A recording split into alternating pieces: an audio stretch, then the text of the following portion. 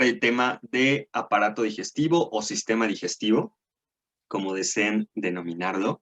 Me parece que ya la nómina anatómica actual nos indica que ya todos son sistemas, ¿no? O que prefieren denominarlos de esta forma, pero pues a mí me agrada seguirlo llamando aparato por las diferencias que se hacían antes entre estos aparatos y sistemas y con las que yo concuerdo. Sin embargo, pues cada quien va a denominarlos como quiera o como les enseñe, ¿vale? Muy bien.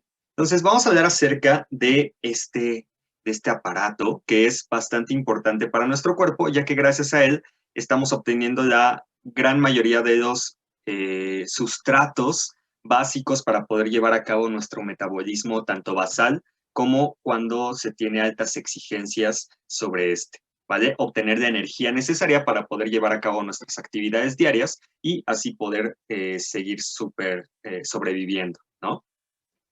Muy bien.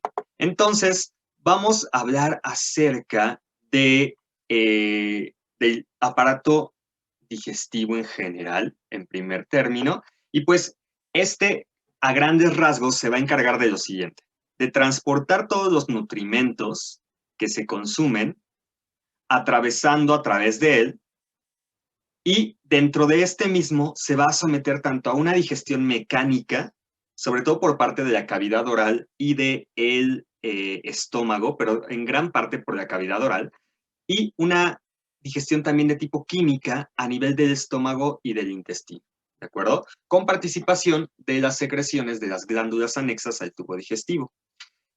Esta digestión va a traer como consecuencia una absorción de los productos que se están obteniendo a partir de la degradación de estos nutrimentos y después vamos a llevar a cabo una eliminación de aquellos elementos que no van a ser absorbibles o que no van a ser funcionales o útiles para nuestro organismo y que van a desecharse a través de las heces fecales, ¿vale? Entonces, a grandes rasgos, esto es lo que va a estar haciendo nuestro tubo digestivo. Bueno, perdón, nuestro aparato digestivo en general. Ustedes ya conocen desde la primaria, les han dicho, creo que es de los sistemas que más ven de forma algo detallada, en donde se mencionan todos los componentes que están formando este aparato digestivo. Tenemos a 3 apartados de los cuales vamos a nombrar cada uno de los componentes que van a estarlos conformando. Tenemos a la cavidad oral, que es la parte inicial del conducto digestivo, ¿de acuerdo? Después tenemos al conducto como tal, que es todo el tubo digestivo que abarca desde el esófago hasta el ano. Y finalmente tenemos a las glándulas anexas que van a estar originándose a partir del tubo digestivo embriológicamente, ya lo verán ustedes en embriología, y que van a estar vertiendo sus secreciones hacia el tubo digestivo para poder, o hacia, perdón, hacia el tracto digestivo para poder llevar a cabo su función y colaborar en esta digestión que habíamos mencionado. En cuanto a la cavidad oral, pues vamos a observar que está formada tanto por los labios, los dientes, todo el aparato periodontal, las encías, el ligamento periodontal o suspensorio dentario, la lengua y el paladar, ¿vale? En cuanto al tubo digestivo, pues está compuesto por varias porciones anatómicas, el esófago, el estómago, el intestino delgado y el intestino grueso, y ustedes en la anatomía van a ver que sobre todo el intestino delgado y el intestino grueso pues se van a dividir en otras porciones, ¿no? En duodeno, yeyuno, ilion para el digestivo, para el delgado, perdón, y en ciego, apéndice, colon ascendente, transverso descendente, sigmoides, recto y conducto anal para el tubo, para la porción del intestino grueso. Finalmente, estas divisiones histológicamente no van a ser tan diferentes, a excepción del conducto anal y del apéndice vermiforme, y con algunas características peculiares de algunas porciones del tubo digestivo, perdón, del intestino delgado, pero en general el intestino grueso y el intestino delgado van a tener más o menos una misma composición que vamos a ver más adelante. Finalmente tenemos a las glándulas anexas, que van a ser las salivales, tanto las mayores como las menores, el hígado con su vesícula biliar y el páncreas. en su porción exocrina. Eso es lo que va a estar componiendo a nuestro aparato digestivo en general, ¿vale? Entonces, tenemos todos estos componentes que son los que tenemos que estudiar durante este tema. Va que va. Pues entonces vamos a empezar con la parte de la cavidad oral. Anatómicamente, y ustedes ya lo debieron de haber visto, ¿cuáles son los límites de la cavidad oral?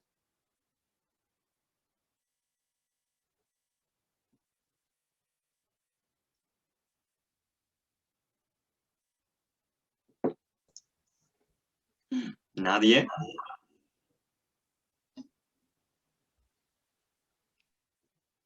Bueno.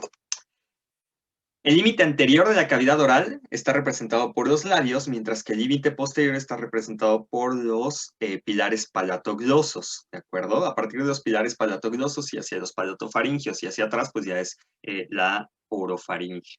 En cuanto a los límites laterales, pues son los carrillos, el límite superior es el paladar y el límite inferior es el piso o lecho lingual, ¿vale?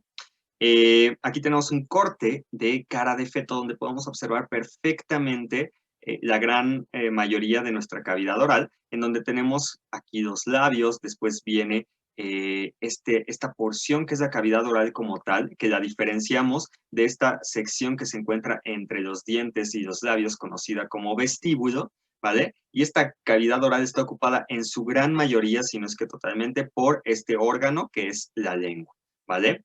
Entonces, la lengua va a ocupar prácticamente todo el espacio de la cavidad oral cuando ésta se encuentra cerrada y vacía. Y cuando nosotros nos alimentamos, pues obviamente el espacio que se encuentra entre el paladar y la lengua, pues va a ser el que esté ocupado por los alimentos que en ese momento estamos, pues, consumiendo, masticando y finalmente tragando, ¿vale? O deglutiendo. Muy bien. Como les decía, la parte superior pues está delimitada por el paladar, en la parte anterior el paladar duro, perdón, y en la parte posterior el paladar blando.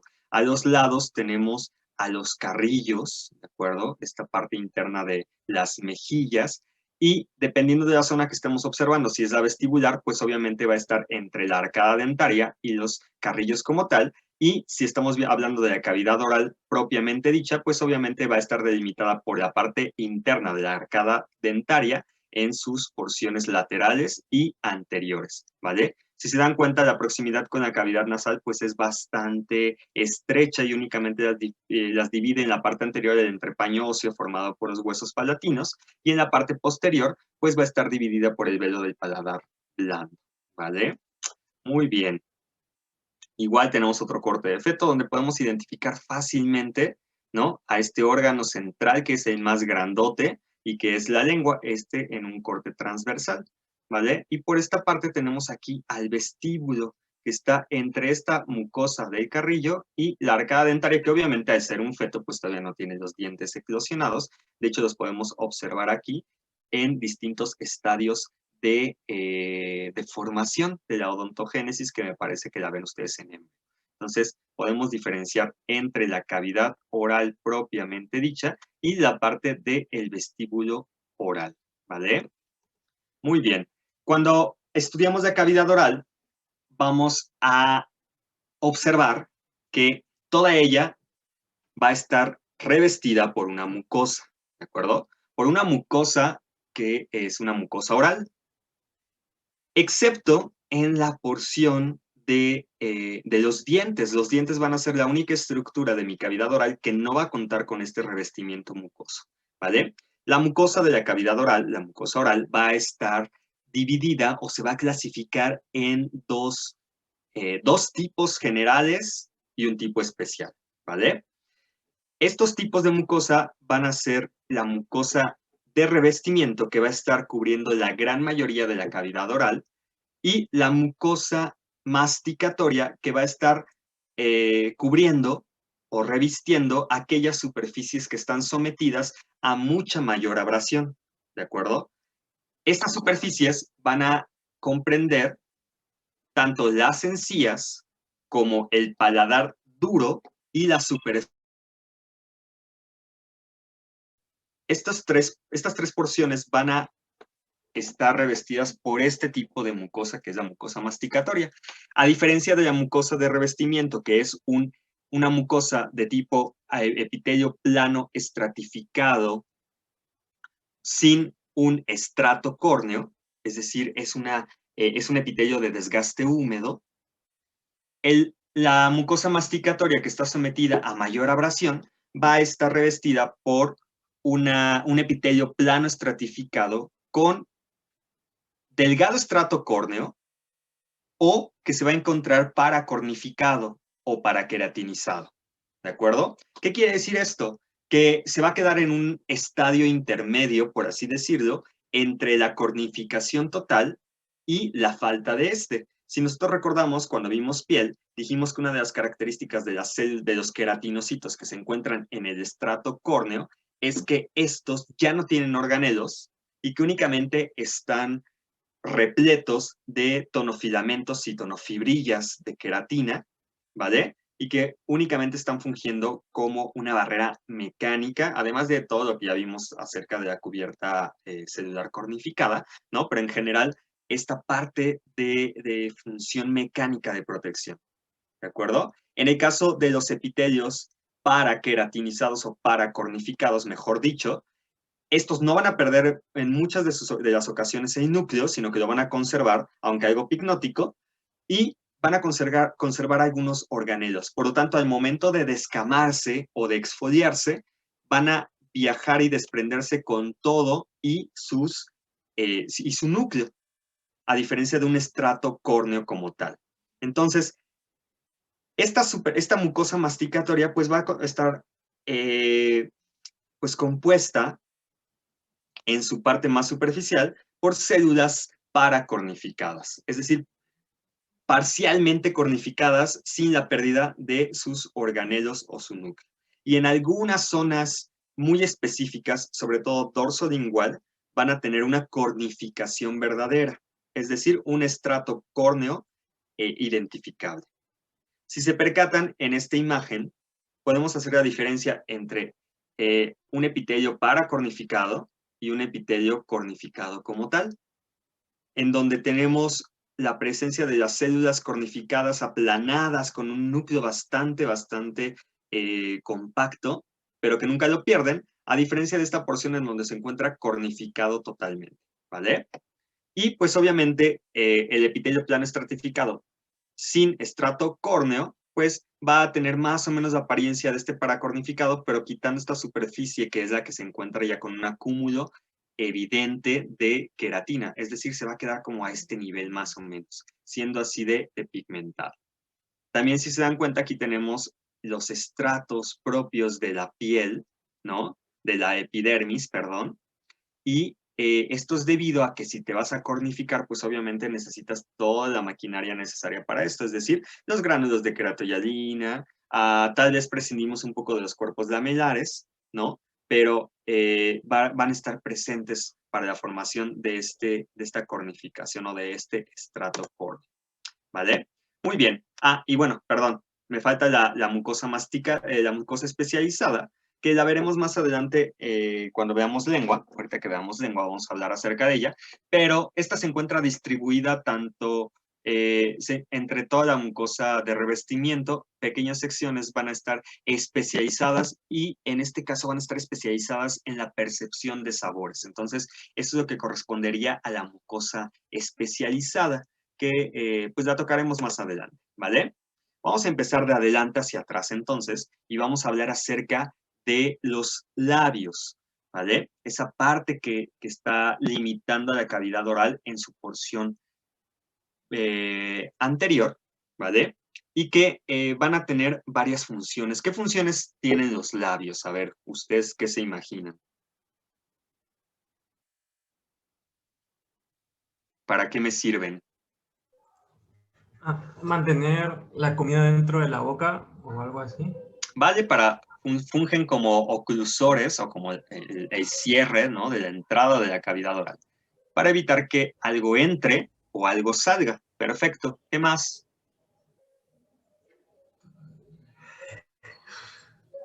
Para proteger los Sí, dientes. también Daniel, para eso, para besar, sí es cierto, también funcionan para eso. ¿Para qué más? Perdón. Proteger los dientes. ¿Para qué? ¿Proteger los dientes? ¿De qué? Sí. ¿Impactos? Pues no, porque los dientes son bastante duros. O sea, yo protegería mis labios con los dientes si hubiera pensado en eso. No, no, como protección de los dientes como tal, no. O sea, sí protegen a la cavidad oral de que entra algo no deseado, algo que no se quiere, pero no a los dientes, no. No, no, no. ¿Alguna otra cosa? Bloquear el aire. Pues no como tal, digo, no siempre estás inflando los cachetes o no siempre estás haciendo una presión negativa dentro de este. Sí bloquea el aire en cierto sentido y sobre todo, pues para llevar a cabo la función ventilatoria, pero aún con la cavidad oral abierta puedes respirar por la nariz, ¿no?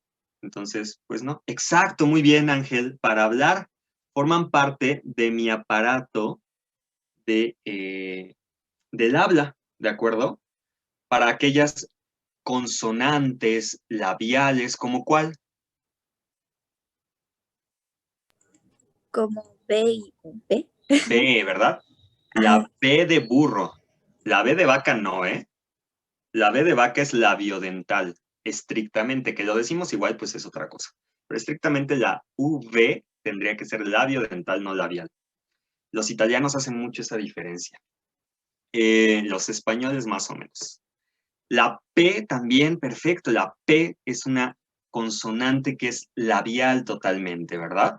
Entonces, nos van a servir para la función también del habla y eso es bastante importante. Si nosotros no tuviéramos los labios, pues obviamente no tendríamos una función del habla adecuada. Todas esas consonantes o todos esos sonidos dependientes del labio, pues no funcionarían de manera adecuada. ¿De acuerdo? Muy bien. M, sí, la M también, perfecto. Entonces, acuérdense, para eso tenemos a los labios. Y están formados los labios, ¿por qué? Los labios están formados por un núcleo de músculo estriado. ¿Está formado por qué músculo?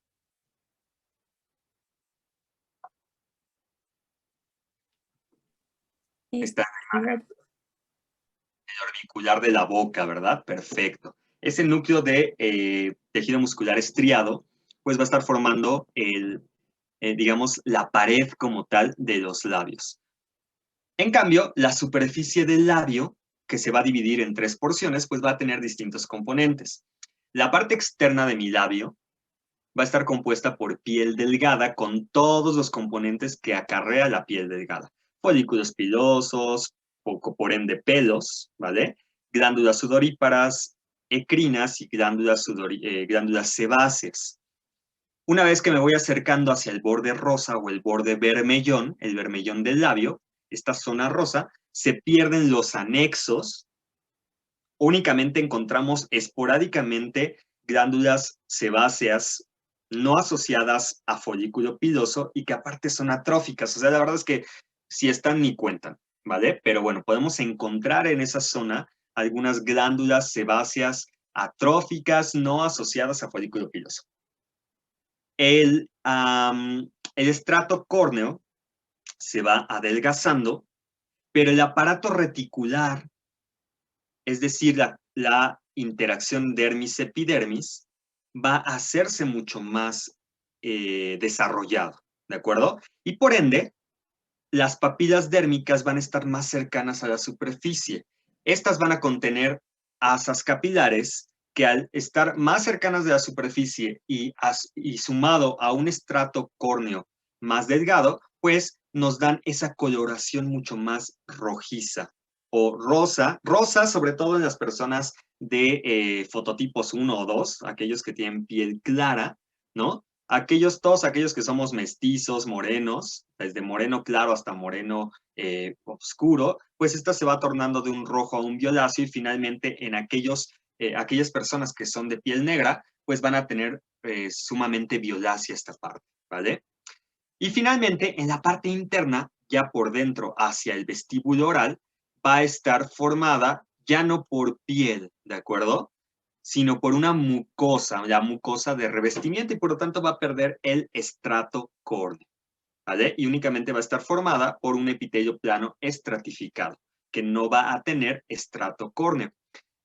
Por la parte interna se va a asociar, obviamente aquí no tengo folículos pilosos, ¿verdad? No tengo glándulas sudoríparas, pero sí tengo glándulas salivales. Y voy a tener glándulas salivales menores, ¿de acuerdo? El epitelio, ahora mucosa de revestimiento, se va a sustentar sobre una lámina propia de tejido conjuntivo, que es una lámina propia de tejido conjuntivo denso y regular, y que va a estar teniendo una gran importancia esta lámina propia al adherir de forma pues bastante fuerte la mucosa a las estructuras que se encuentran por debajo de ella. Y eso es sumamente importante. ¿Por qué? Porque si se dan cuenta, cuando ustedes mueven sus mejillas y sus labios, la mucosa se mueve con ellos.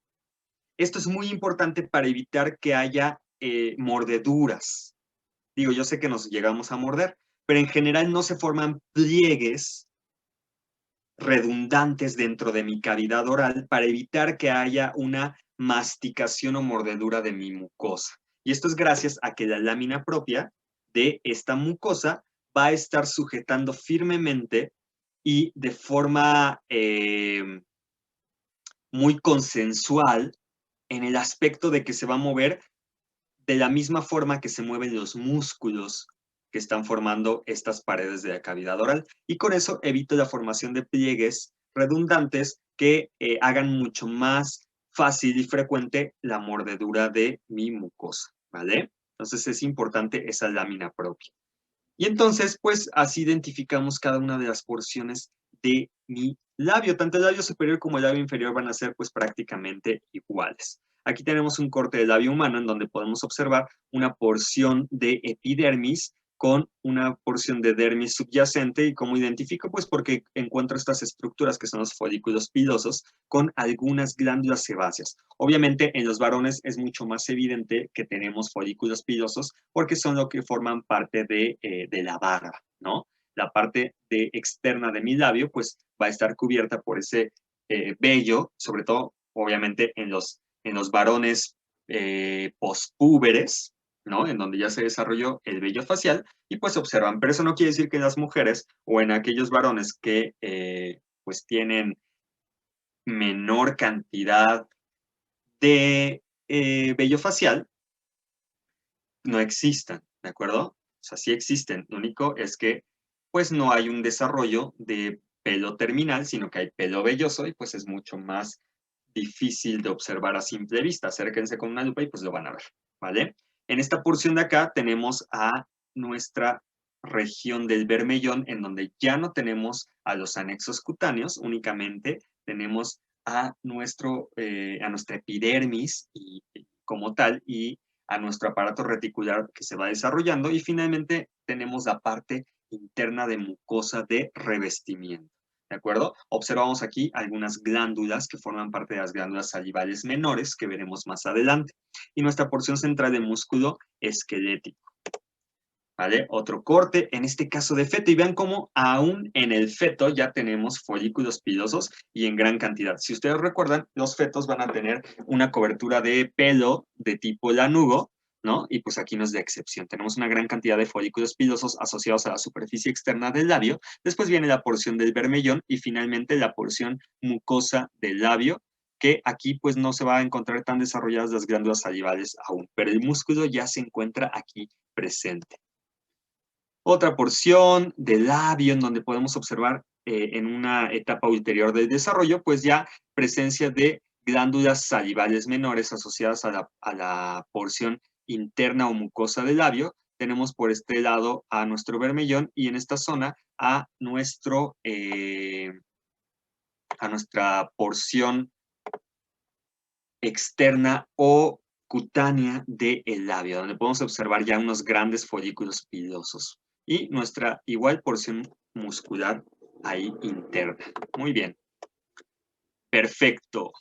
No hay mucho chiste en labio, bueno, no hay mucha dificultad más bien en el labio, ¿vale? En cuanto a porciones o a partes histológicas, porque al final de cuentas ya hablamos de todo esto en algún momento.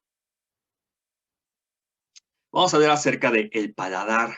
Ya dijimos que se divide en dos porciones, un paladar anterior duro y un paladar posterior blando.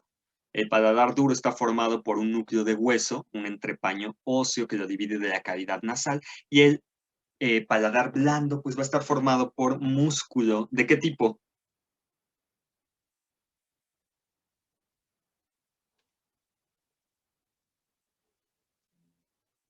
¿Para qué sirve el paladar?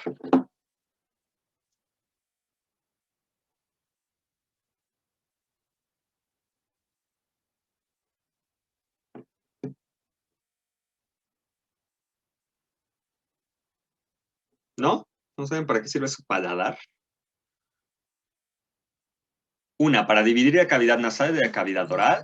Perfecto. Otra, para el habla también, porque tenemos algunas consonantes que son lingüopalatinas, ¿verdad? No, la fonación no. La fonación es meramente de la laringe. Esa es la fonación se va a restringir a la laringe, ¿vale? Pero el habla, como tal, sí está participando el paladar. De hecho, las personas que tienen paladar hendido, pues tienen un habla modificada o defectuosa, ¿vale? Tenemos algunas consonantes como la N, que necesitan del paladar, o la T, ¿de acuerdo? La T que también necesita del paladar, aunque también necesita lengua y dientes, obviamente, pero está ahí la participación del paladar como tal. La L, la ñ, ¿verdad? Que necesitan de una participación del paladar junto con la lengua. Obviamente el paladar por sí solo pues no nos va a dar un sonido, ¿verdad? Pero va a ayudar a la pronunciación de algunas consonantes. También para el aplastamiento de los alimentos de la lengua contra él y para finalmente llevar a cabo la deglución. El paladar está compuesto, bueno, el paladar duro va a estar compuesto por este entrepaño óseo que observamos aquí. Va a haber hueso sobre el cual se va a estar sustentando la lámina propia de nuestra mucosa. Esta lámina propia es delgadita y va a tener, sobre todo en las porciones laterales del paladar, acercándonos hacia los molares, vamos a encontrar la presencia de algunas, de tejido adiposo y de algunas glándulas salivales, ¿vale? Nuestro paladar duro va a estar revestido por un epitelio plano estratificado con estrato córneo o paracornificado, es decir, va a tener una mucosa de masticación o mucosa masticatoria, ¿de acuerdo? Si aquí se percatan, esto de acá es la lengua, ahorita no nos metemos con la lengua, esto de aquí es la porción del paladar, tenemos nuestro epitelio plano estratificado, ¿no? Que aquí no se parece tener estrato córneo, pero realmente es un estrato paracornificado, y finalmente aquí vemos un estrato córneo franco como tal, ¿vale? Algunos conductos salivales por aquí distribuidos y tejido conjuntivo de la lámina propia que lo va a estar uniendo finalmente a este entrepaño óseo de los huesos palatinos. Vean cómo en las porciones más posteriores, en donde ya encontramos al paladar blando, este paladar va a estar revestido por un epitelio plano estratificado que ya no va a tener estrato córneo ni va a estar paracornificado, y en el cual vamos a encontrar una lámina propia algo más laxa, aunque sigue siendo tejido conjuntivo denso, pero en donde sí vamos a encontrar ya una gran cantidad de glándulas salivales menores, ¿de acuerdo? Otro corte de paladar blando donde podemos observar aquí con este tricrómico de Mason, vamos a observar el epitelio, ¿de acuerdo? De mi mucosa de revestimiento, mi lámina propia, vean cómo sigue teniendo haces gruesos de colágena, y la presencia de glándulas salivales menores en esta localización, ¿vale? Entonces es paladar. La parte más posterior del paladar blando, ustedes saben que termina en una, como en una pequeña evaginación, ¿no? Una protrusión que se conoce como la úvula, y si se dan cuenta, pues la úvula está formada por las mismas capas que tiene el paladar blando, es decir, va a tener también una porción central de músculo estriado con una lámina propia y la mucosa de revestimiento, solamente que aquí hay una pequeña diferencia. Si ustedes se acuerdan, dijimos que el paladar está dividiendo la cavidad nasal de la cavidad oral y por lo tanto la porción más superior de la superficie faríngea de nuestra úvula, pues va a estar revestida por un epitelio de tipo respiratorio, no de revestimiento oral. ¿Esto por qué? Pues porque está dando hacia la cara de la rinofaringe, ¿no? Que también está compuesta por este tipo de epitelio. Entonces, acuérdense que la úvula va a tener dos superficies, la que es oral y la que es faringea. Y de la faringe, la superior, la porción superior que está en contacto con la rinofaringe, va a tener un revestimiento de tipo epitelio respiratorio. Muy bien, perfecto. Vamos con el órgano más grande que encontramos en nuestra cavidad oral y es la lengua. ¿Cuáles son las funciones de la lengua? Nos falta otra función de los labios, que también es succionar. Junto con las mejillas, los labios hacen la superficie ejecutora de la succión. ¿Para qué sirve la lengua?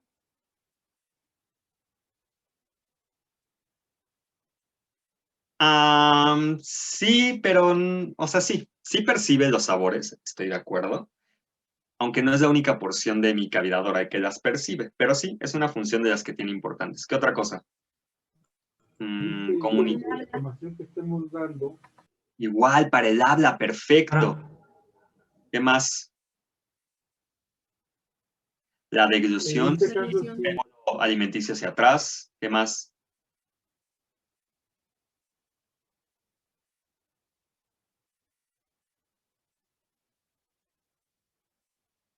¿Qué más hacen con su lengüita?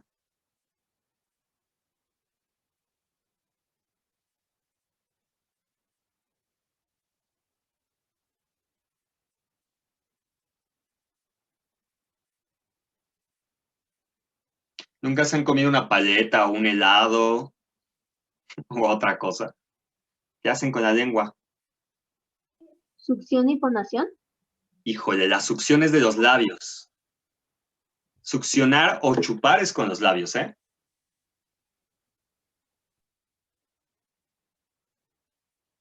Exacto, muy bien, lamer. Eso es lo que hacen con la lengua lamen, ¿vale? Cuando te comes un helado, estás lamiendo el helado, ¿vale? Y esa función de lamer, vamos a ver cómo es que se da, o gracias a qué se está dando, ¿vale? Denme un segundo, déjenme contestar una llamada, 3 segunditos.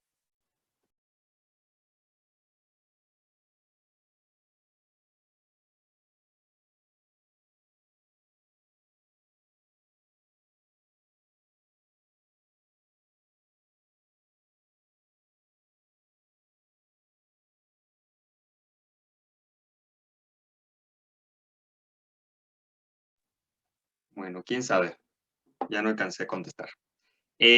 Entonces, esa función de lamer es súper importante, ¿vale? Es muy importante y lo vamos a ver porque es parte también de la función para la adquisición de algunos nutrimentos. Y sobre todo, digo, nosotros ya no lo hacemos así, pero han visto a sus perros y a sus gatos y a algunos otros animales cómo adquieren el agua a través de lengüetazos. No beben así como nosotros, con los labios, ¿vale? Entonces es una función que tiene remanente, pero que también a nosotros nos funciona, ¿no? Para lamer lo que ustedes quieran lamer, ¿vale? Ahorita vamos a hablar acerca de estas funciones. Bueno, la lengua, como saben, es un órgano sumamente muscular. Está formado por gran cantidad de músculo estriado. Y este músculo estriado va a estar distribuido, por así decirlo, en dos porciones. Digo, en dos grupos. ¿Qué grupos? Los músculos extrínsecos y los músculos intrínsecos de la lengua. ¿Cuál es la diferencia entre unos y otros, chamacos anatomistas?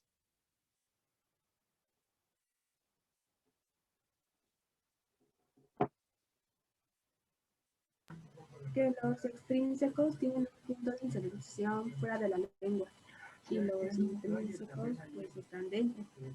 Vale, muy bien. Que los extrínsecos se originan fuera de la lengua y se insertan en la lengua. Y estos nos van a ayudar para los movimientos para los movimientos como tales de la lengua, es decir, sacarla, meterla de un lado hacia el otro, hacia arriba, hacia abajo, dar vueltitas, ¿de acuerdo? Todo esto. Mientras que los músculos intrínsecos que se originan en la lengua y que se van a insertar en la misma lengua, me van a funcionar para los cambios de forma de la lengua. Cuando ustedes sacan la lengua, así, la lengua se hace delgada y alargada. Mientras que cuando la ingresan a la cavidad oral, esta se hace más gorda y corta. Inclusive si ustedes hacen su lengua hacia atrás, esta se torna todavía más gruesa y de menor longitud. Ese cambio de forma va a estar, pues, dada gracias a los músculos intrínsecos. Todos los músculos de la lengua son de tipo esquelético porque están sujetos a mi voluntad, ¿de acuerdo? Entonces yo puedo moverla de la forma que yo quiera. Y entonces, gracias a esto es que puedo llevar a cabo, entre otras cosas, el proceso del habla, de aquellas consonantes que se valen de nuestra lengua, como la D, que se vale de la lengua y los dientes, ya habíamos hablado de la T, de la L, ¿verdad? Y si ustedes se dan cuenta y son conscientes de los movimientos que están haciendo con la lengua, van a ver cómo esta cambia de forma y de posición. La superficie de la lengua va a estar dividida en dos porciones, 2/3 anteriores formados por una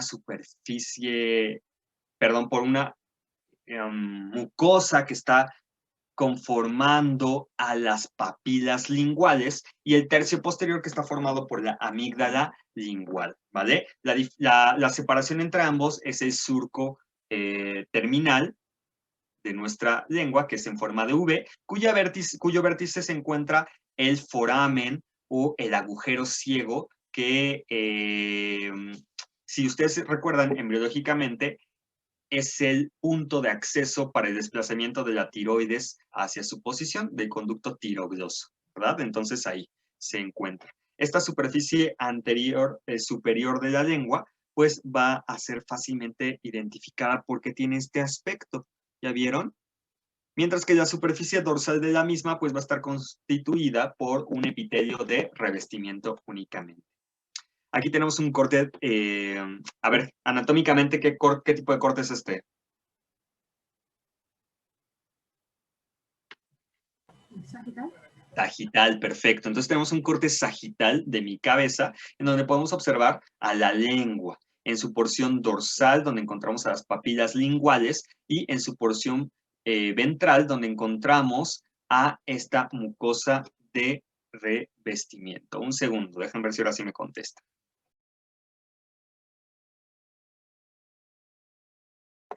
Pues no, bueno, X.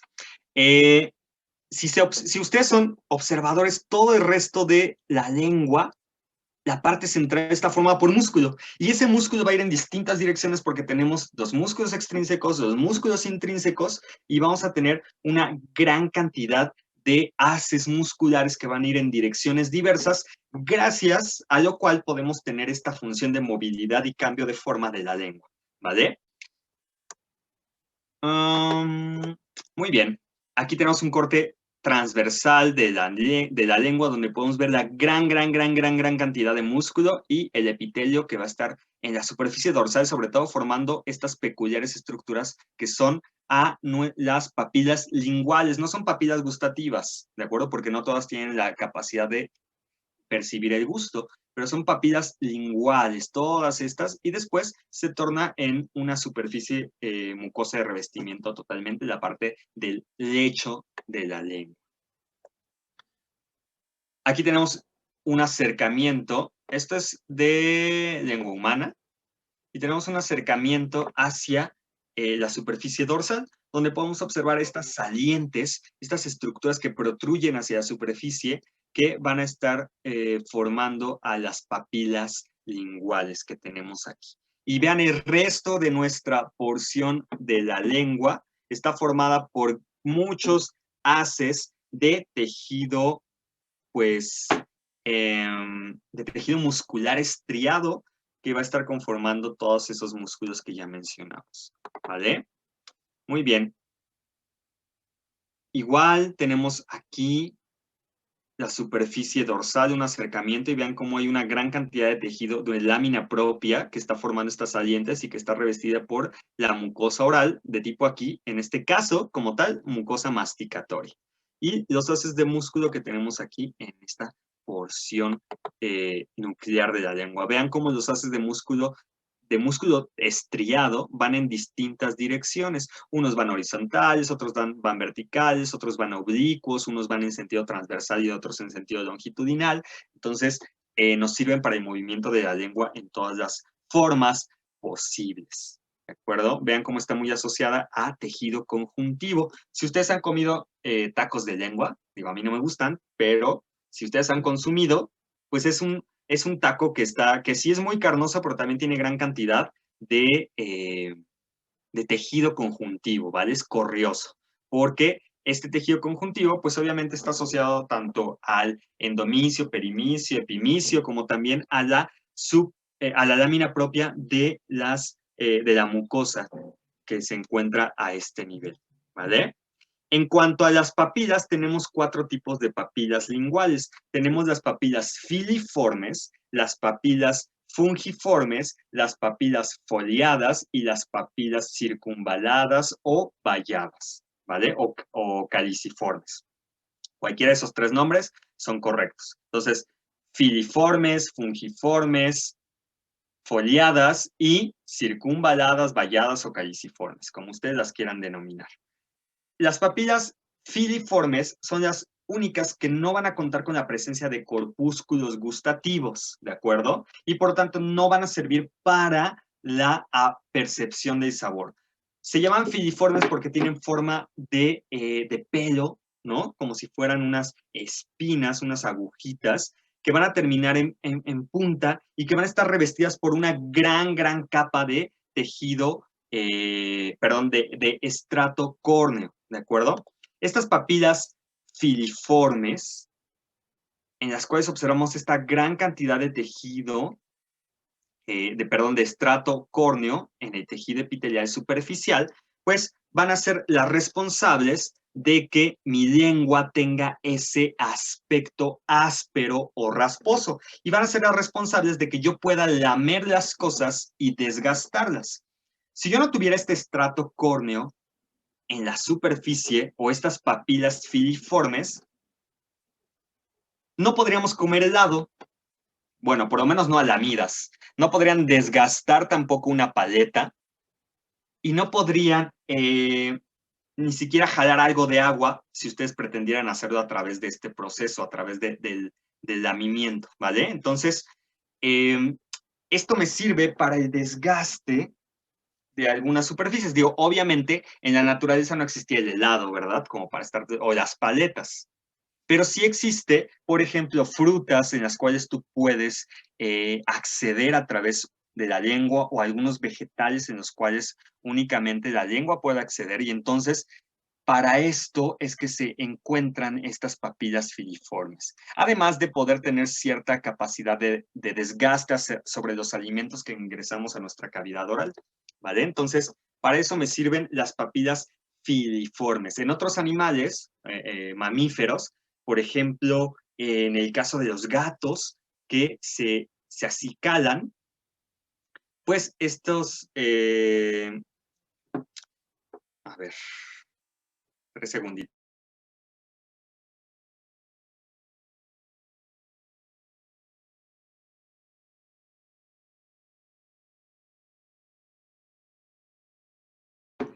¿Quién sabe? ¿Quién sabe quién está fregando? Ya les voy a contestar. En el caso de los gatos, por ejemplo, que se lamen y se limpian de esta forma, pues la función es esta, es que ellos traten de, con la superficie dorsal y rasposa de la lengua, si alguien ha tenido experiencia de tocar una lengua de gato, pues es bastante rasposa. Y pues ayuda obviamente a la limpieza que tienen sobre su pelaje, ¿no? Hay otros animales que hacen lo mismo dentro de los mamíferos y pues tiene esta función, esa superficie de estrato córneo que encontramos aquí. Vean la diferencia entre una lengua de gato y una lengua humana. Las papilas filiformes van a tener mucho mayor cantidad de estrato córneo en los gatos que en los homínidos, ¿no? Y en particular aquí en los humanos. Entonces, pues obviamente no tenemos la misma función, porque nosotros no nos acicalamos, nos lamemos, pero es otra cosa, y es muy al gusto de cada quien, pero no tiene la función que tienen los gatos de acicalarse, ¿vale? Muy bien. En el caso de las papilas fungiformes, estas sí van a tener la presencia de uno que otro corpúsculo gustativo por ahí distribuido. Se llaman fungiformes porque, como pueden observar, tienen forma de hongo, ¿de acuerdo? También están revestidas por una mucosa de tipo masticatoria, aunque en algunas porciones va a aparecer de revestimiento y va a ser más para cornificada que una cornificación como tal. Estas papilas fungiformes van a tener un aparato reticular bastante prominente, lo cual va a hacer que las asas capilares estén muy superficiales y va a dar una coloración de tipo más rojiza. Si ustedes observan su lengua o la lengua de alguien que esté cercano, pueden observar unos puntos rojos, unas bolitas rojas en la superficie dorsal, distribuidas sobre todo en la parte anterior, y estas van a representar a las papilas fungiformes, ¿de acuerdo? Estas se van a exacerbar en algunas enfermedades que ya verán ustedes posteriormente, el otro año en microbiología y después en sus distintas materias. Vean cómo tiene esta forma de honguito bonita, ¿no? Que nos está pues dando ese nombre o esa denominación, ¿vale? Muy bien, en el caso de las caliciformes, valladas o circunvaladas, pues van a ser más grandes, también van a tener forma como de Z, ¿no? Como de las, si conocen las Zetas, va a tener una forma de Z, pero esta va a estar rodeada por un surco entre esta papila y digamos que su borde externo, ¿vale? Este surco es el que le va a dar esa denominación de valladas, o sea, de que tiene un valle alrededor, ¿vale? Caliciformes porque parecen copa, ¿vale? O circunvaladas porque están delimitadas por un surco que las está circundando, por eso son circunvaladas. Estas papilas van a tener la presencia de corpúsculos gustativos en la porción lateral, no en la superficie dorsal como podemos encontrarlos en las fungiformes, sino en la superficie lateral, cerca o dentro del mismo surco que las está delimitando. Entonces, ahí encontramos a los corpúsculos gustativos en este caso. ¿Cuántas papilas caliciformes tenemos? Estas sí son contadas, son unas 12 más o menos, de 8 a 12, y se encuentran formaditas en el surco terminal de la superficie dorsal, ¿vale? Ahí vamos a encontrar, si se alcanzan a observar, sacan la lengua así, muchísimo, pueden observar hasta atrás la B lingual, y enfrente de la B lingual tenemos a nuestras papilas caliciformes porque son grandotas y bastante apreciables a la vista. Vean, aquí tenemos otra imagen donde podemos apreciar este surco o este valle que tienen y que las está rodeando en su totalidad, ¿vale? Por último tenemos a las papilas foliadas, y se llaman foliadas porque parecen como hojas de un libro. Estas se encuentran en las superficies laterales posteriores de la lengua y van a observarse como pequeñas líneas verticales que dan la apariencia así como si vieran un libro de dorso, ¿vale? Entonces, la realidad es que en los adultos ya no son funcionales. En otros animales sí, como en este caso aquí en este ratón o en los conejos, se pueden observar bastante bien, pero en el caso de los humanos adultos, la realidad es que son bastante atróficas. En los niños recién nacidos todavía se observan, ¿vale? Pero ya después se van degenerando. Estas papilas van a tener también en las porciones laterales gran presencia de corpúsculos gustativos. De hecho, se utilizan bastante para la observación de estos, porque aquí son muy evidentes y tienen una forma bastante representativa. Entonces, vean, todas estas que van así como formaditas, como cuadrados o rectángulos salientes, van a ser las papilas filiformes, digo foliadas, perdón.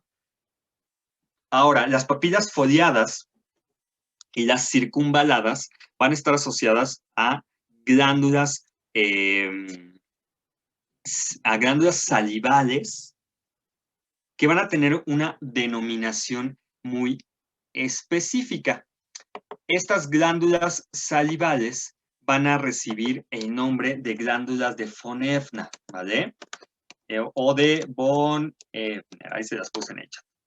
Estas glándulas de von Effner van a ser glándulas salivales menores que van a desembocar sobre todo a nivel del valle de las glándulas circunvaladas o a nivel de los pliegues o los surcos que se encuentran entre las glándulas, perdón, entre las papilas de tipo foliado, ¿vale? Estas son las glándulas de von Effner que encontramos aquí, glándulas salivales menores. Y vean, no perdemos la oportunidad de señalar la distribución del músculo estriado que se encuentra en distintas, pues, direcciones en el núcleo de nuestra lengua, ¿vale? Muy bien. Aquí está un acercamiento donde podemos ver aquí la glándula de von Effner, podemos ver a nuestras papilas foliadas y estas cosas que vemos aquí como ajos son los corpúsculos gustativos, esas bolitas, ¿vale? Vamos a aprovechar para hablar acerca de estos corpúsculos gustativos. Vean, son órganos pues esferoides que se encuentran sumergidos en el epitelio o en la mucosa de nuestra cavidad oral y que van a estar formadas por células fusiformes que se encuentran acomodadas de tal manera que muchas de ellas van a llegar hasta un agujero superficial que se conoce como el poro gustativo, a través del cual van a estar emitiendo algunas prolongaciones citoplasmáticas, algunos cilios que van a estar saliendo a través de ese poro gustativo para la percepción de los sabores. Estos corpúsculos gustativos van a estar formados por varias células, las cuales se van a ir regenerando constantemente gracias a una población de células basales madre que va a contener. Encontramos en las bibliografías distintas clasificaciones de estas células, pero en general vamos a hablar de 3 tipos de células que componen el corpúsculo gustativo. Van a ser las células sustentaculares, las células perceptivas o sensoriales y las células basales que van a estar dando origen a estas dos. Todos los corpúsculos gustativos van a estar siendo inervados por fibras de tipo aferente que van a pues llevar las sensaciones captadas por estas hacia el cerebro. ¿Ramas de qué par craneal creen que sean estas fibras?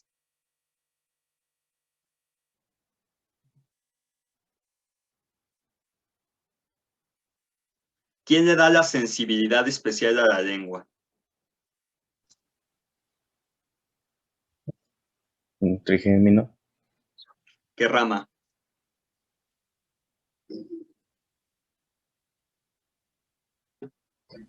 Mandibular. Vale, ¿y nada más? Maxila. O sea, sí, es la misma rama. Pero, no, no es cierto, sí, tienes razón. Pero me refiero a solamente trigémino o alguien más va a inervar.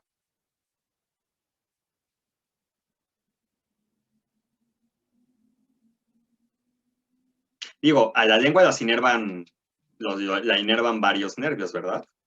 El hipogloso, el glosofaringio, trigémino, ¿quién más?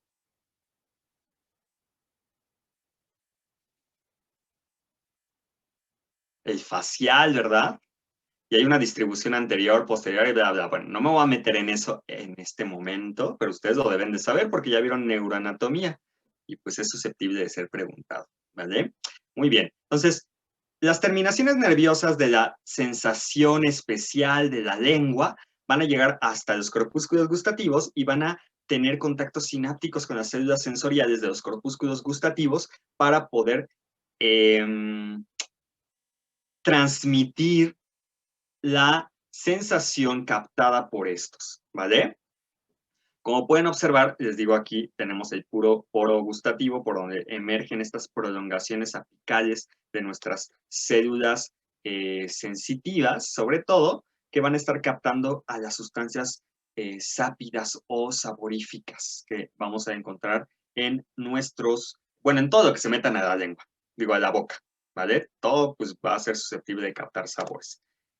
Ahí tenemos un corte de una papila lingual donde tenemos corpúsculos gustativos y bueno, vamos a meterle magia a Mickey Mouse y ¡pum! Ahí tenemos, eso es la membrana basal que está delimitando a mi corpúsculo gustativo. Tenemos el poro gustativo ahí marcado en color magenta. Tenemos a estas células que son las células, las células sensitivas, ¿vale? Las células sustentaculares, las células sensitivas y las células basales, que van a estar formando a mi corpúsculo gustativo. ¿Cuántos sabores somos capaces de captar?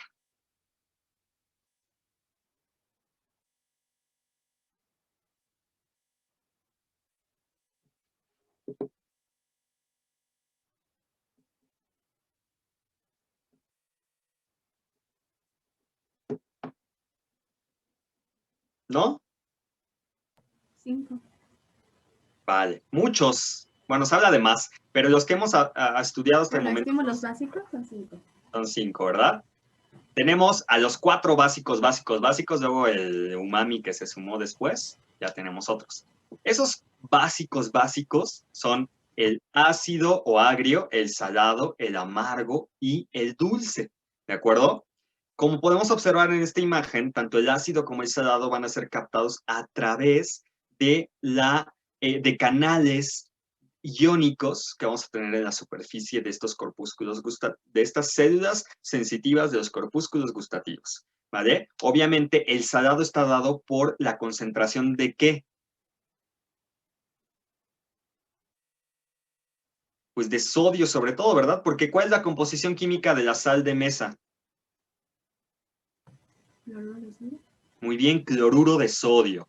La parte de cloruro se disocia de la parte de sodio, los iones, ¿no? El catión y el anión se disocian, y entonces el catión sodio es el que va a ser captado por estos, por estos túneles, ¿vale? O por estos conductos iónicos, y estos canales iónicos lo que van a hacer es aumentar la concentración de sodio en el interior. Esto va a hacer que haya un aumento en el potencial de membrana, lo cual va a hacer que haya ingreso de calcio, ya saben, calcio aumenta dentro de las células, fusión de vesículas sinápticas, liberación de neurotransmisores, envío de señal hacia el sistema nervioso. En el caso de las células que son, pues, especializadas en la captación del sabor ácido, de la sensación ácida, pues no van a ser, obviamente, pues captados por los mismos receptores. El ácido está dado por la acumulación de ¿qué?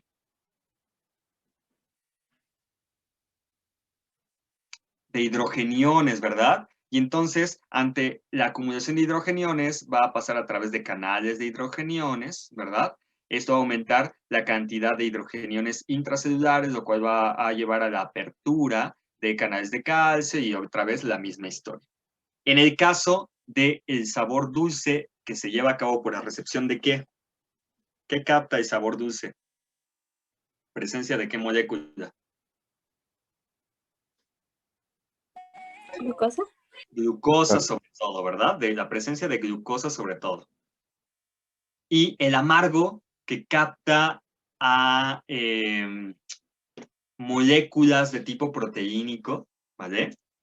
Estas no van a ser pasadas a través de canales, porque los canales pues, son muy pequeñitos para estar soportando el pase de esas moleculotas. Por lo tanto, están adaptadas a receptores, ¿vale? estos receptores van a estar acoplados a proteína G y se va a llevar a cabo toda una serie de segundos mensajeros, lo cual va a llevar finalmente a que haya un aumento de la concentración de calcio y finalmente la liberación de nuestro neurotransmisor para llevar a cabo nuestra captación de los sabores, ¿vale? En el caso del sabor amargo, sobre todo va a ser captado por los corpúsculos gustativos que se encuentran en las papilas circunvaladas, y esto es un vestigio, bueno, un vestigio que aún nos sirve de un mecanismo de supervivencia. Generalmente las sustancias venenosas son amargas.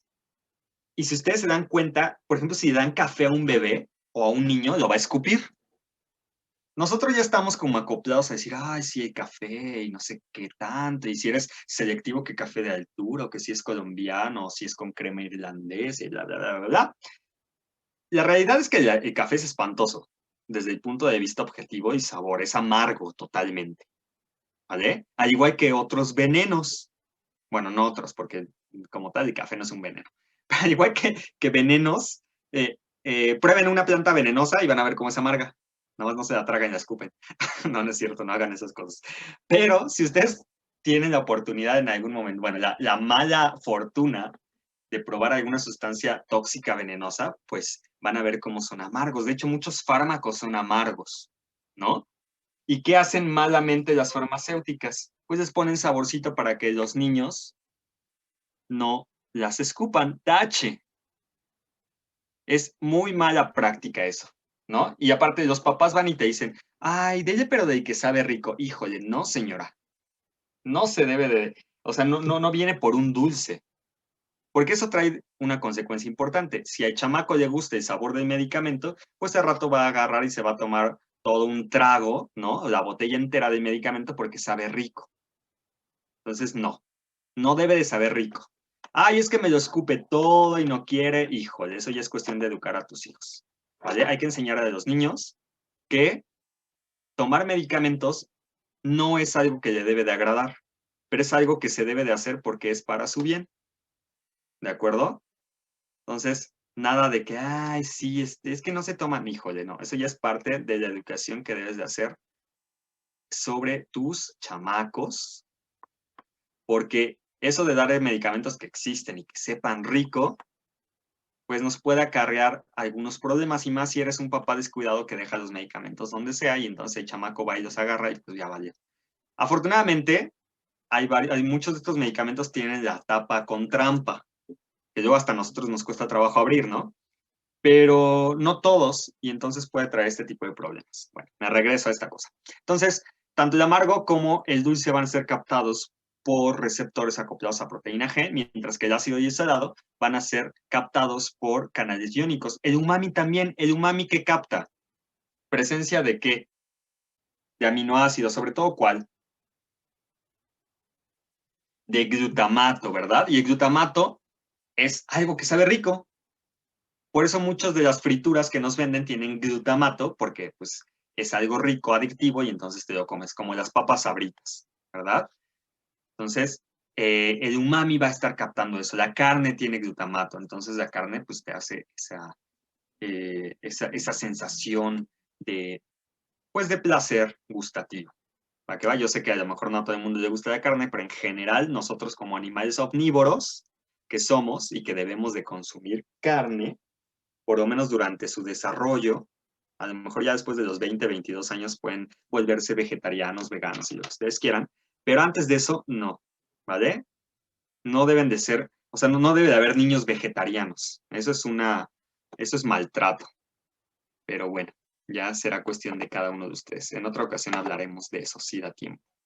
Muy bien, en el caso de la superficie ventral de la lengua, pues vamos a observar un epitelio plano estratificado que en general no va a tener estrato córneo. En el caso de esto, pues es una rata, y entonces aquí sí observamos que este corte de lengua de rata, pues se observa algo de estrato córneo, pero en general en el humano, pues prácticamente no hay estrato córneo en la superficie dorsal, ventral de nuestra lengua, ¿vale? Entonces, cuando vean así gran cantidad de músculo en diversas músculo estriado en diversas direcciones asociado a un epitelio plano estratificado, pues entonces vamos a estar hablando de lengua. totalmente, ¿vale?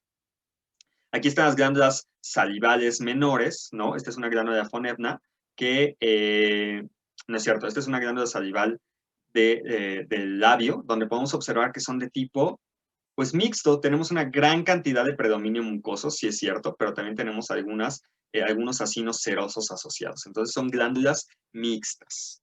Y hablando de glándulas, pues vamos a hablar acerca de las glándulas salivales. Las glándulas salivales van a ser aquellas que están encargadas de producir, pues, eso, la saliva, ¿vale? ¿Para qué me sirve la saliva?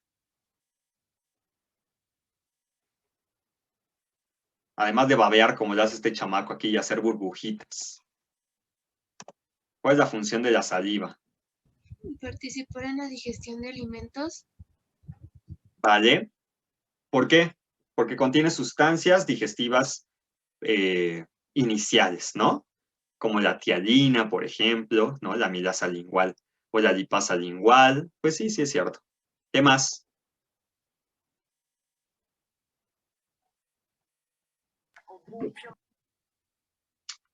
¿Qué?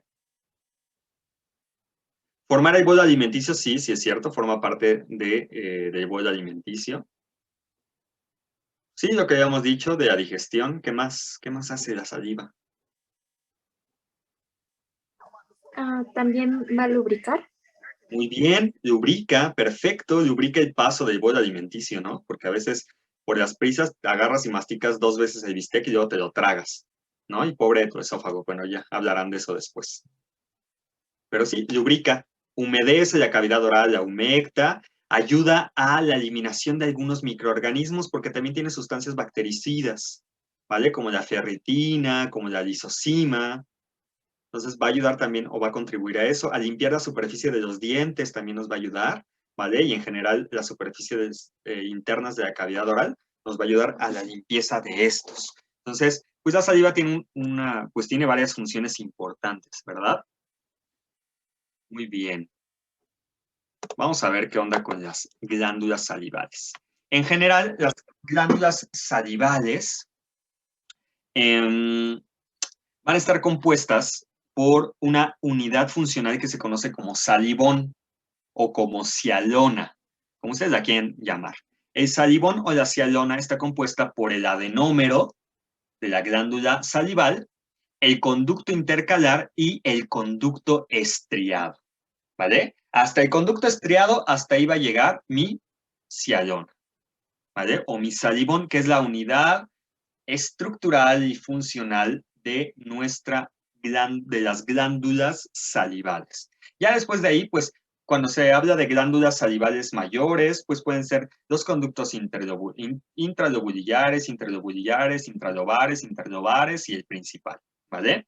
En el caso de las salivales menores, pues a lo mejor no llegamos hasta un interlobar y un interlobulillar, ¿no? Si nos quedamos en las lobulillares y luego el conducto excretor. Pero en general, todas van a tener esto, el salivón, que es la unidad básica, ¿vale? Este salivón o esta cialona va a estar compuesto, entonces dijimos, por esto, el adenómero que está conformado por las células secretoras, ya sea de tipo serosas o de tipo mucosas, ¿vale? Y rodeadas por células mioepiteliales que van a ayudar para la expresión de este adenómero y la salida de la saliva. A este nivel se forma una saliva primaria, y sobre todo la saliva de tipo seroso, emitida por las glándulas serosas, pues va a tener una composición muy similar al plasma, es decir, va a ser isotónica, va a tener la misma concentración de cloro, potasio, sodio, ¿de acuerdo? Bicarbonato. Pero una vez que pasa a través del conducto estriado, que se llama conducto estriado porque sus paredes están formadas por células que se encuentran con gran cantidad de plegamientos basales y mitocondrias entre ellos, como cualquier célula de transporte, va a ser modificada esta saliva primaria y va a haber una absorción, una reabsorción de sodio y de cloro, mientras que va a haber una secreción de potasio y de bicarbonato, lo cual va a tornar a mi saliva algo más hipotónica y también la va a tornar algo alcalina, ¿vale? La saliva es alcalina, no es ácida.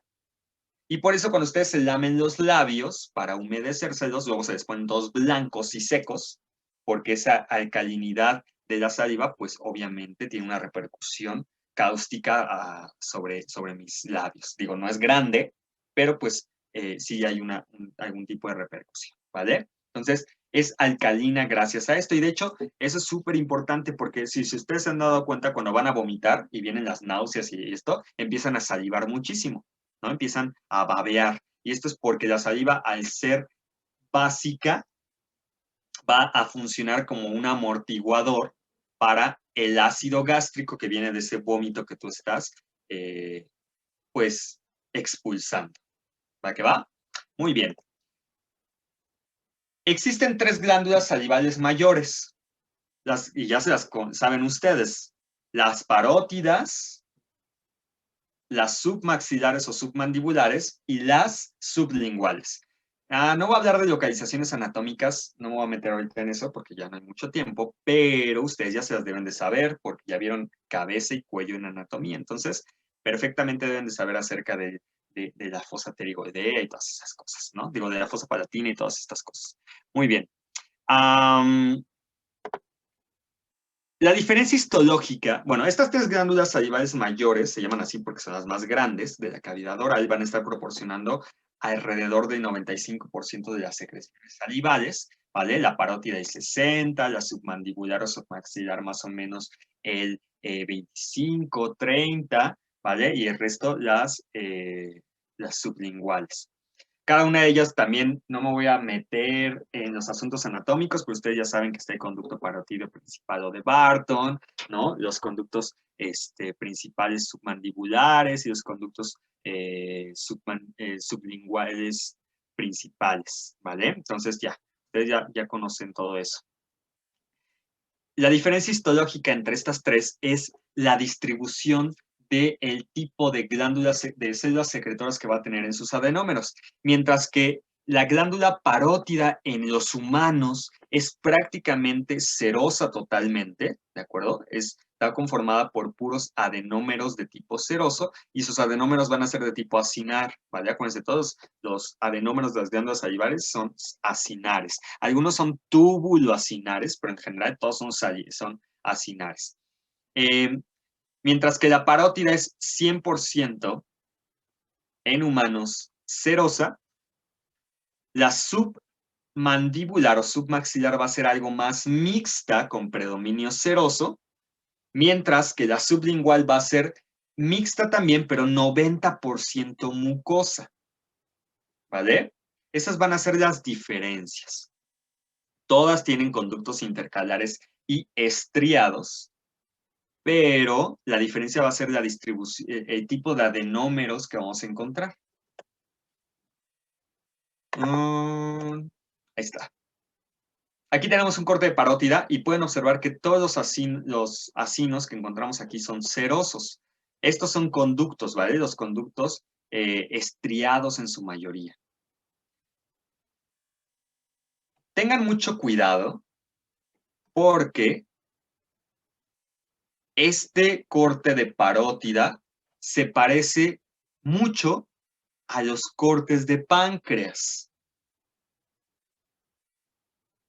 Porque el páncreas también es una glándula conformada por acinos serosos.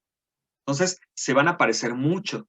Aquí se dan cuenta, también está igual que el páncreas va a estar dividida por tabiques de tejido conjuntivo en lóbulos y lobulillos, ¿vale? Y gran cantidad de acinos serosos. Vean, en este corte teñido con Van Gieson, podemos observar a los acinos serosos y algunos conductos estriados aquí metidos. ¿Cuál va a ser la diferencia o cómo voy yo a ayudarme a diferenciar entre páncreas y parótida? ¿Alguien sabe? Por los islotes. Vale, y si yo te pongo un corte sin islotes.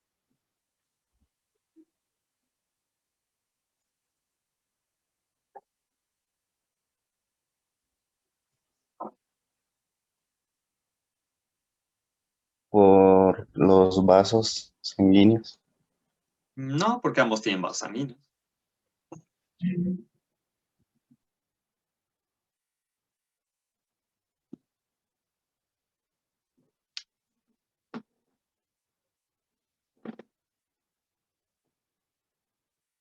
Bueno, les voy a decir las características de la parótida y después van a ver ustedes las características del páncreas. Perdón. La parótida va a estar compuesta únicamente por acinos serosos, donde vamos a tener únicamente células serosas. Y además va a tener conductos estriados, ¿verdad? Algunos bibliografía, bueno, no algunas bibliografías, sino es más sí tiene tejido adiposo asociado, pero no siempre se ve. Y la forma chafa, así como superficial de decir, ay, es parótida o es páncreas, dicen, si tiene adipocitos es parótida, si no tiene es páncreas. No, no, porque yo te puedo poner un campo en el cual no se vean adipocitos. Entonces, se los voy a adelantar, pero el páncreas va a tener otro tipo celular que se llaman células centroacinosas o centroacinares que no tienen las glándulas parótidas. Entonces, hay que ser muy observadores en si existen o no esas células centroacinares para poder diferenciar un acino pancreático de un acino parótido. ¿Vale? Entonces, no los vayan a confundir. Tienen que echarle mucho ojito a eso, porque si no, pues ya pelaron.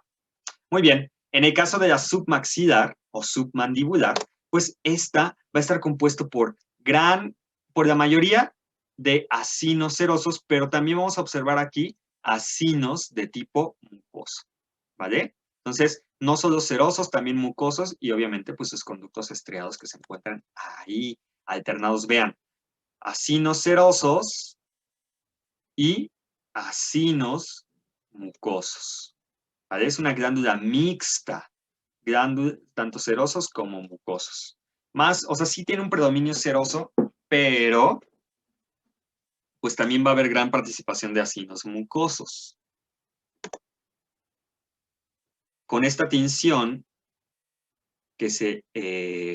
con esta técnica histológica de Paz, podemos observar aquellas porciones que son mucosas, teñidas en rosa y contrastadas con hematoxilina para poder observar al resto de las células, ¿vale? Vean aquí, esta es una porción sumamente mucosa, hay unas porciones chirruleras, cerosas, y algunos conductos estriados.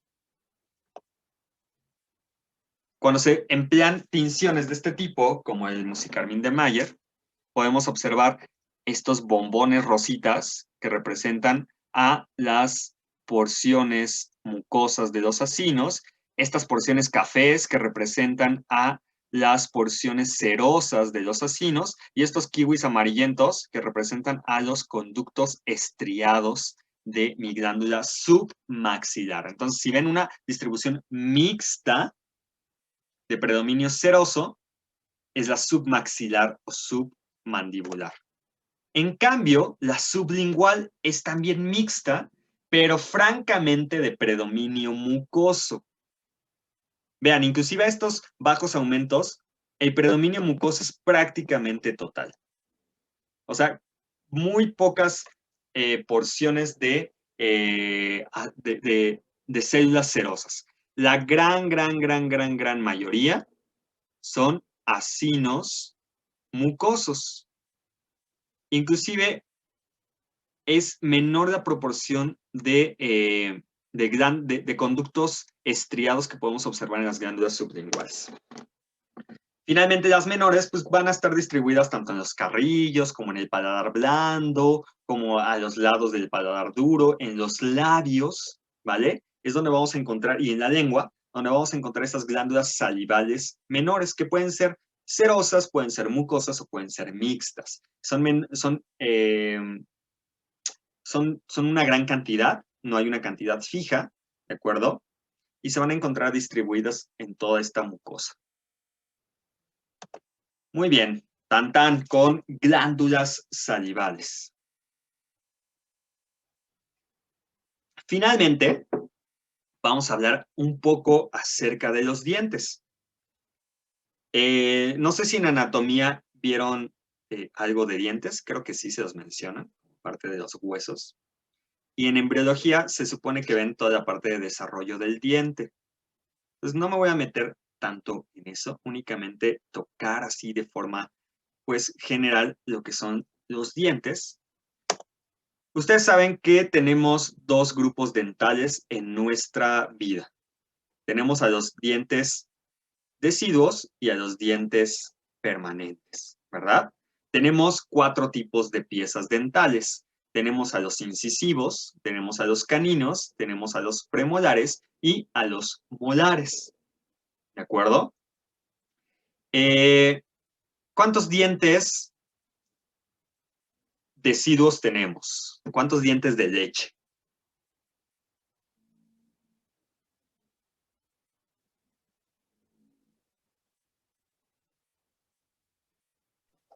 A 20. 20, perfecto. ¿Y cuántos permanentes?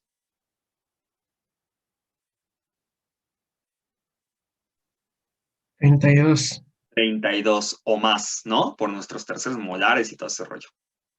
Muy bien. Digo, por los molares supranumerarios. ¿Qué piezas dentales no tienen los niños?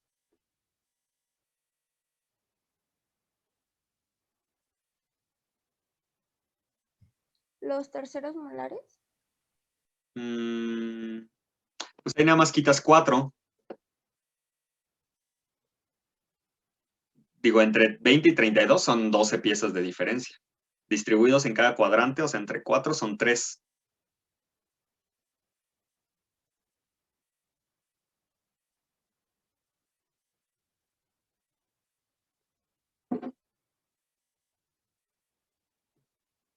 ¿Qué no tendrán los chamacos? ¿Molares o premolares?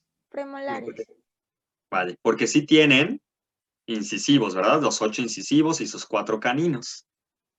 ¿Vale? Entonces, es importante saber eso, ¿no? Hay una diferencia entre la dentadura de los chamacos y la dentadura de los adultos. ¿Vale? Una diferencia en cuanto a cantidad. La realidad es que la composición es la misma. Muy bien. Todos los dientes, en general, van a tener 2 porciones. Una porción que se conoce como corona, que es la que vemos y sobresale de las encías, y una porción que se conoce como raíz y que está inmersa en los alvéolos dentarios de los huesos mandibular y maxilar. ¿Vale? La corona va a estar cubierta en su primera porción más apical. La porción de abajo se va a llamar apical, la que va hacia el foramen apical, ¿vale? Del extremo de nuestra pieza dentaria. En su primera porción apical va a estar cubierta por algo de encía, y entonces vamos a diferenciar entre una corona anatómica, que es esta diferencia específica y real de la raíz y la corona, y una corona clínica, que es la que observamos por fuera de nuestra encía. ¿De acuerdo? Las diferencias entre la corona y la raíz es que, si bien toda la pieza dentaria va a estar compuesta por dentina, la cobertura externa de la dentina, en el caso de la corona, va a estar dada por el esmalte, mientras que la cobertura externa de la dentina en la raíz va a estar dada por un material que se conoce como cemento. En orden de mayor a menor, el esmalte es el elemento o la sustancia más dura que tenemos en nuestro organismo. Es casi tan dura como el diamante, ¿vale? Y esto es gracias a la composición que tiene este esmalte. Después, en segundo lugar, tenemos a la dentina. Y en tercer lugar tenemos a el hueso, que es igual en composición, bueno, muy parecido en composición el cemento y el hueso, ¿vale? Pero estos son la tercera sustancia más dura del organismo. Tenemos primero al esmalte y después a la dentina. Todos van a estar compuestos por hidroxiapatita cálcica. Aquí la diferencia es la cantidad de matriz orgánica que está conformando a cada una de estas sustancias. Prácticamente el 98-99% del esmalte es matriz inorgánica formada por estos cristales de hidroxiapatita. En la dentina más o menos varía va a variar entre un 75-70% de matriz inorgánica y el resto orgánica. Mientras que en el cemento, al igual que el hueso, si ustedes recuerdan, va a variar de un 50-50 a un 45-55. Entonces, esa es la diferencia entre ellos. Dependiendo del tipo de pieza dental, pues vamos a tener una cúspide o 4 cúspides o 2 cúspides, ¿vale? Dependiendo de qué pieza estemos hablando. Y vamos a tener 1 o 2 raíces también. La parte central de los dientes va a estar hueca, va a ser una cavidad que se conoce como la cavidad pulpar o cavidad pulparia, en donde vamos a tener a la pulpa dentaria, que está formada por un tejido conjuntivo que va de muy laxo a mucinoso, ¿vale? El cual va a estar albergando gran cantidad de vasos sanguíneos, tanto arteriales como venosos, y un gran plexo nervioso conocido como plexo de Raskov, ¿vale? O plexo de la pulpa dentaria. Ese plexo de la pulpa dentaria y esos vasos sanguíneos van a estar llegando hasta la pulpa gracias a el conducto que tenemos aquí, el conducto radicular, que va a estar atravesando la raíz en la porción más apical a través de este orificio o foramen apical, ¿vale? Toda la superficie interna de nuestra cavidad pulparia va a estar revestida por odontoblastos. Toda. Mientras que la superficie externa de mi pieza, de mi corona, va a estar libre de células. Si bien en un origen embrionario, los ameloblastos, que son las células que producen el esmalte, se encuentran en la porción externa, una vez que eclosiona o que protruye el diente, los ameloblastos mueren. Y al no haber ameloblastos en la vida adulta de mi diente, no puede llevarse a cabo la reparación del esmalte. Por lo tanto, cuando ustedes pierden su esmalte, ya no se regenera. No hay regeneración de esmalte. Por eso tienen que cuidar bien sus piezas dentarias, porque una vez que tienen caries, esta caries o esas caries es una lesión a nuestro esmalte que llega hasta la dentina y puede ir más allá de la dentina. Se puede reparar gracias a que tenemos a los odontoblastos aquí que producen a la dentina. Y el cemento, pues tenemos a los cementoblastos y a los cementocitos también ahí inmersos. Entonces se puede. Pero los ameloblastos, esos ya no van a existir. Entonces se forma el túnel de caries. Lo peligroso de eso es que si llega hasta tu pulpa dentaria, las bacterias entran en contacto con tus torrentes, con tus vasos sanguíneos, se van por el tracto, por todo el tracto arterial o venoso. Y entonces, ¿qué va a pasar? Van a llegar hasta tu corazoncito y te pueden dar una endocarditis. Así de importante es que cuiden sus dientes y que no tengan caries porque pueden acarrear una infección bastante peligrosa, porque acuérdense que la cavidad oral es una zona bastante puerca, bastante sucia. Está llena de bacterias, de todo lo que nos metemos a la boca, ¿vale? Entonces, esto es un zoológico que tienen ahí, ¿no? De microbiota. Y entonces cualquiera de esas bacterias y hongos inclusive puede irse a través de estos orificios de caries y llegar hasta los vasos sanguíneos y llegar hasta tu torrente sanguíneo, hacia tu corazón u otros órganos y producirte una infección grave. Entonces es importante que entiendan eso. El diente o la pieza dentaria está suspendida en el alvéolo dentario gracias a una estructura de tejido conjuntivo bastante especializada que se conoce como ligamento periodontal, ¿vale? Este ligamento periodontal está formado por fibras de colágeno que se disponen de forma regular entre el cemento del diente y el hueso compacto de mi alvéolo dentario. Estas fibras de ligamento periodontal van a estar insertándose en ambos lados y formando lo que se conoce como fibras de Sharpie, ¿vale? No de Sharpei, sino son fibras de Sharpie, que ya habíamos visto en huesos. ¿Se acuerdan las fibras de Sharpie que unen el periósteo al hueso compacto que se encuentra en las láminas circunferenciales externas? Entonces, igual aquí tenemos fibras de Sharpie que van a estar manteniendo a el diente suspendido en el alvéolo dentario gracias a estas fibras. Este ligamento periodontal está inervado y está inervado para que si el diente tiene o soporta una presión mucho mayor a la que puede confrontar y tiene peligro de romperse, mi mandíbula se abra. Cuando ustedes muerden una piedrita del arroz que no limpiaron bien, automáticamente abren la mandíbula, se sacude. ¿Por qué? porque esto es gracias a que el ligamento periodontal está sintiendo una presión mucho superior a la que puede soportar la pieza dentaria y envía una señal refleja para que se abra la mandíbula y evite las lesiones de las piezas dentales, ¿vale? Muy bien. Aquí tenemos un corte de diente, donde podemos observar que ya no existe el esmalte. ¿Por qué? Porque, ¿qué se hizo en este corte para poderlo teñir? Se descalcificó. Si decimos que el esmalte es 99% calcio, pues obviamente se va a ir. El resto, pues son proteínas como las enamelinas que van a estar ahí formando al esmalte como tal. Entonces, cuando se descalcifica, pues obviamente se va. Y si se va, pues ya no se ve el esmalte. Únicamente se ve la parte de la dentina, que pues todavía tiene un 25-30% de materia orgánica que sí se queda y sí se puede teñir, ¿verdad? En cambio, cuando tenemos un diente que es lijado, aquí al no quitar la parte calcificada, pues sí podemos observar a la dentina, ¿no? Esta dentina con todas estas rayas que contienen los procesos de TOMS, ¿vale? Y a este esmalte con estas rayas oblicuas que son las estrías de Retzius, que se encuentra en la superficie coronal, mientras que en la superficie apical tenemos al esmalte, ¿vale? Digo, al cemento, ¿vale? Al cemento que encontramos aquí.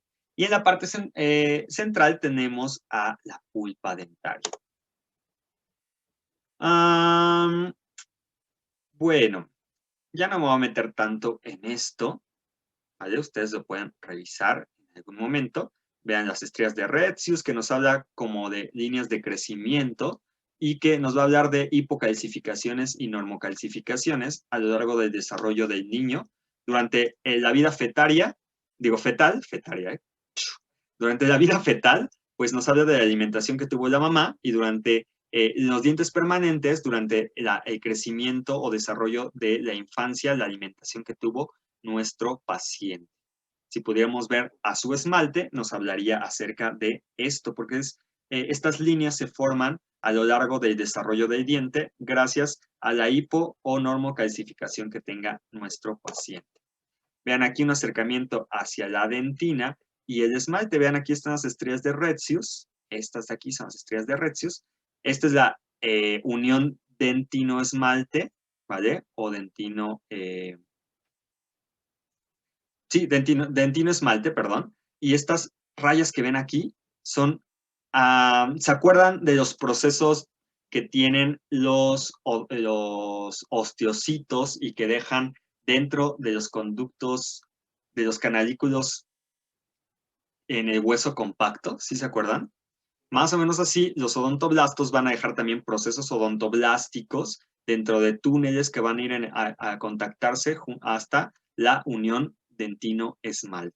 Entonces, todas estas rayas representan esos canalículos dentinarios donde están pasando los procesos dentinarios de los odontoblastos que se encuentran en la superficie interna de la cavidad medular, ¿vale? Aquí es nada más para que conozcan cómo se forman estos cristales de hidroxiapatita, y son bastante acoplados y bastante cercanos, de tal modo que forman un cristal, literalmente. Estos prismas forman un cristal y van a estar formando al esmalte con sus características de dureza, ¿vale? Que ya mencionamos. Bueno, esto me lo salto. Aquí, para que vean un corte en donde podemos observar a esto que es la dentina y una pequeña porción de esmalte, la cavidad pulparia, y estas células que vemos aquí son los odontoblastos. Nos acercamos, estos de aquí son los odontoblastos, y vean aquí se ven unas líneas delgadas de los procesos odontoblásticos que están a través de estos túneles dentinarios, ¿vale? Aquí tenemos una micrografía, electromicrografía de transmisión, donde podemos ver aquí, este es un odontoblasto, esta es una prolongación odontoblástica, un proceso odontoblástico de TOMS, y vean cómo llegan hasta esta porción. Aquí dice predentina, que es, ¿se acuerdan del osteoide? Es más o menos lo mismo. La predentina es similar o es análoga al osteoide, y la dentina madura pues ya está calcificada, ¿vale? El cemento existe en dos porciones, un cemento celular y un cemento celular. Les digo que es prácticamente como el hueso. Solamente la diferencia es que en el cemento celular sí encontramos cementocitos, mientras que en el cemento acelular, que se encuentra más coronal, no encontramos células inmersas dentro de la matriz calcificada. En el surco gingival es este espacio que queda entre, aquí falta el esmalte, en esta porción debería estar el esmalte, pero como se descalcificó, pues obviamente no se encuentra. Pero esta porción entre el esmalte y la encía o la gingiva va a conocerse como surco gingival. No toda la encía está unida, queda una pequeña porción como de unos 2 o 3 milímetros separada del esmalte. Además, el resto de la encía sí se une al esmalte para formar una situación oclusiva entre ellos. Pero en este espacio se puede acumular alimento, por lo tanto hay que utilizar hilo dental para poder limpiar correctamente este surco gingival, ¿vale? El ligamento periodontal, lo que les mencionaba aquí, está formado por tejido conjuntivo, tiene vasos sanguíneos, tiene nervios, ¿de acuerdo? Pero sobre todo tejido conjuntivo fibroelástico que se inserta tanto en el cemento como en el hueso alveolar. Y bueno, va a mantener suspendido a nuestra pieza dentaria y separada de nuestro alvéolo dentario. Aquí están las fibras de Sharpie que les mencionaba que se insertan en el cemento y también las fibras de Sharpie se insertan en el hueso compacto de nuestros alvéolos dentarios, ¿vale? Y van a estar pues formando ese aparato suspensorio que mantiene a las piezas dentales en su posición. Bueno, esto se puede remodelar y es de lo cual se valen los odontólogos para poder llevar a cabo la corrección ortodóntica, ¿no? de las piezas dentales y acomodarnos nuestra dentadura y que sea derechita. Más que derechita es que sea funcional, ¿eh? O sea, ese es el objetivo de la ortodoncia, que tengas una buena masticación y no tengas una mordedura chueca, porque entonces eso acarrea desgaste de las piezas dentarias que al final de cuentas te va a llevar a un desgaste prematuro y que puede haber también lesiones sobre las articulaciones temporomandibular. Entonces es importante que tengamos una adecuada oclusión masticatoria, ¿vale?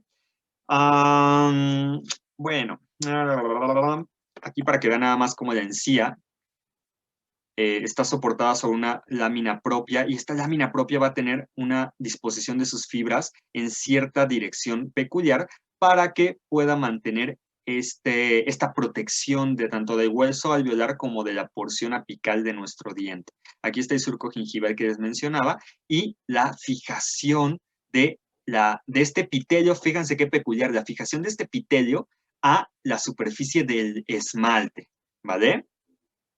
Aquí está la pulpa dentaria donde podemos observar a los vasos sanguíneos, ¿vale? Que las está formando. Vean, estos son los odontoblastos que se encuentran en la superficie interna de nuestra cavidad pulparia. Y vean que aquí hay una predentina que está separando de la dentina como tal, ¿vale? ¿Por qué? Porque al igual que el hueso, hay una separación de osteoide entre el osteoblasto y la matriz calcificada de hueso. Aquí igual va a haber una separación entre el odontoblasto y la dentina madura. Y ya, hasta ahí me quedo, porque esto se supone que lo vean en embrio, yo espero que sí lo vean en embrio, para que sepan acerca de las etapas del desarrollo del diente, los ameloblastos, que nada más quiero presentárselos por acá, déjenme ver dónde tenemos unos bonitos ameloblastos, aquí está. Estos de aquí son odontoblastos y estos de acá afuera son los ameloblastos que están formando aquí al esmalte. Primero se forma el esmalte y después se forma la dentina gracias al estímulo de la formación de esmalte. Entonces estos son los ameloblastos para que los conozcan. Déjenme hacer otro acercamiento. Vean aquí también precioso los ameloblastos por afuera y los odontoblastos por adentro. La odontogénesis la verdad es que es un proceso bastante complejo, está padrísimo, pero es bastante complejo y yo espero que pues lo vean bien en embriología para que aprendan a identificar el esmalte, la dentina, los odontoblastos que producen a la dentina y los ameloblastos que producen al esmalte, ¿vale? Igual aquí tenemos dentina, tenemos esmalte, tenemos a los ameloblastos y a los odontoblastos por acá. Muy bien, lo mismo. Los ameloblastos, el esmalte, la dentina y los odontoblastos por acá adentro. Y esta imagen que viene en su ROS, pues pueden ver la diferencia súper padre de esto, ¿vale? Los ameloblastos, el esmalte, la dentina, la predentina, los odontoblastos, la pulpa dentaria y acá afuera el el órgano externo del esmalte con vasos sanguíneos.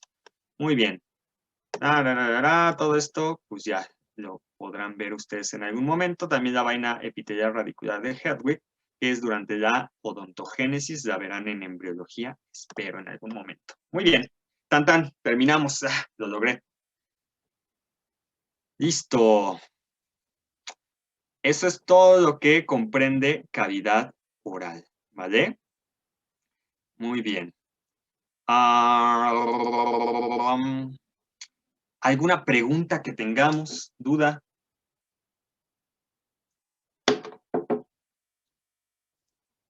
¿No? Bueno. Entonces, el jueves quedamos en ver tubo digestivo, ¿vale? Y el próximo martes tenemos el examen de aparato respiratorio, sistema tegumentario y sistema endocrino. ¿De acuerdo? Yo espero que ya no se modifique más esto, pero sí, ya les estaremos avisando cuáles son las modificaciones que se llevarían a cabo. Por el momento nos quedamos así. Entonces, jueves tubo digestivo, martes 13 de abril, examen, y el otro jueves, 15 de abril, tenemos la parte de glándulas anexas al tubo digestivo, que sería hígado con su vesícula biliar y páncreas, ¿vale? Entonces, así quedamos, chamacos. ¿Va que va? Doctor, Mande. creo que el otro jueves ya no vamos a poder tener esa clase, ¿Por porque qué? vamos a tener el departamental de IBC, ¿no? No sé. Es que acaban de No. subir un... Si no, ese día no. SIB. IB. Sí. Bueno, el DEPA que tienen. Que es el jueves, creo, si no me equivoco. Jueves 13, ¿no? De abril. Bueno, entonces, déjenme hacer las modificaciones pertinentes, pero no va a estar muy padre eso. Bueno, tendrán que estudiar y echarle ganita, chamacos. Va que va. Bueno, vamos viendo. Entonces, pues ya, en cuanto sea oficial y me avisen, ya les digo qué modificaciones hacemos. ¿Va? Por Vale, lo pronto, doctor. quedamos ahorita. Muy bien. Listo. Gracias por el aviso. Pues, si ya no hay otra cosa, chamacos, son libres por hoy. ¿Vale? Bueno, de nosotros, no sé de los demás, pero terminamos esto en este momento, ¿vale? Muy bien, chamacos. Cuídense y nos vemos el jueves, ¿vale? Chao, chao. Gracias, doctor. Hasta luego. Gracias, doctor. Gracias. Adiós. Gracias, doctor. Hasta luego. Hasta luego. Gracias.